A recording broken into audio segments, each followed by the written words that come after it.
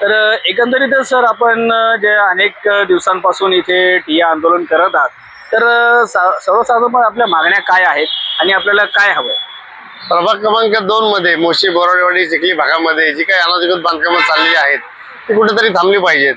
शहराच्या विकासासाठी आता पिंपरी चिंचवड शहर मेट्रो सिटी स्मार्ट सिटी होत आहे, पण ही जर बांधकामं थांबली नाहीत तर येत्या 10 वर्षामध्ये अनधिकृत बांधकामाचं शहर अशी परिस्थिती आपल्याकडे निर्माण होणार आहे। या सगळ्यामुळे प्रशासनावर याचा ताण येत असतो। तिथे नागरिक समस्या ज्या आहेत, रस्ते, ड्रेनेज आणि पाण्याची व्यवस्था आहे जे त्या FSI नुसार होते।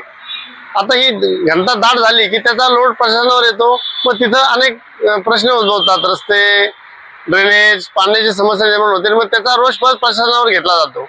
पण लोकांनी पण नियम पाळले पाहिजेत, त्या नियमाने बांधकाम केले पाहिजेत।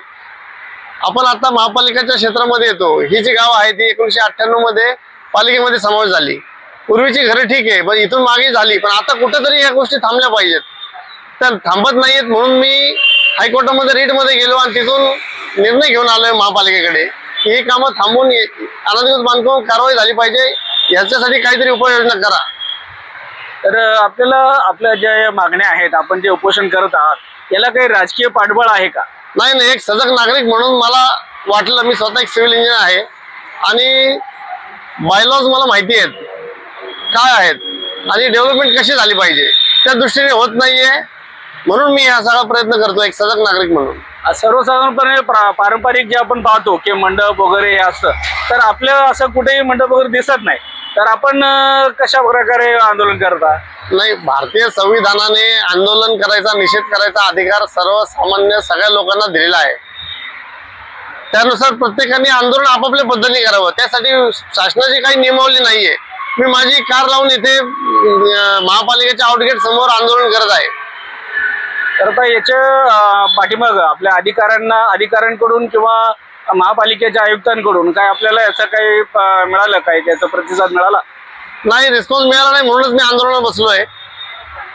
माझा 1 वर्षापासून फॉलोअप आहे यांच्या बरोबर, पण इथले अधिकारी आणि आयुक्त हे इथल्या स्थानिक आमदार आणि लोकप्रतिनिधींच्या दबावाखाली काम करतात। त्यामुळं इथं संविधानाच्या मार्गाने नाही, महापालिका अधिनियमाच्या नियमाने कामकाज नाही चालत। इथं यांच्या राजकीय लोकप्रतिनिधींच्या मनाने कारभार चालतो पिंपरी चिंचवड महापालिकेचा। आता यानंतर आपल्या पुढील काय मार्ग असणार आहे, आपण काय करणार आहात? आता मी आंदोलनाला बसलोय, मी 14 ऑगस्ट पर्यंत आंदोलनाला बसणार आहे। यांनी माझ्या मागण्या मान्य नाही केल्या, माझ्या हायकोर्टच्या आदेशाप्रमाणे जर यांनी कारवाई नाही केली तर मी कंटेम्प्ट ऑफ कोर्ट दाखल करतोय मुंबई हायकोर्टामध्ये। आपल्या उपोषणाचा सर्वसामान्य नागरिकांना काय फायदा आहे? शहराचा विकास योग्य पद्धतीने झाला तर ह्या समस्यांना तोंड द्यावं लागणार नाही। सगळ्यांनी नियमात जर काम केलं, नियमाप्रमाणे काम झालं तर बऱ्याचशा समस्यांचा समोर्चन होणार आहे।